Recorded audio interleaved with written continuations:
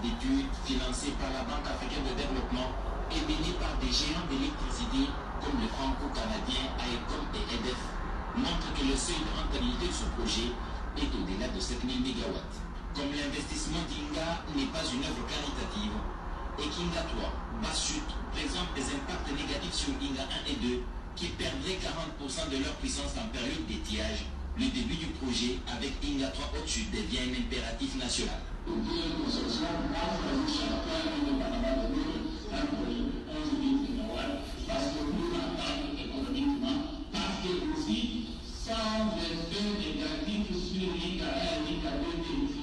Il faut garder à l'esprit, comme l'a rappelé Bruno Kapandi-Kalala, qu'à l'issue du processus de sélection des candidats concessionnaires pour Inga, un groupement espagnol, et Shindinga 3, un groupement chinois, ont été sélectionnés. Et en octobre de l'année dernière, il a été signé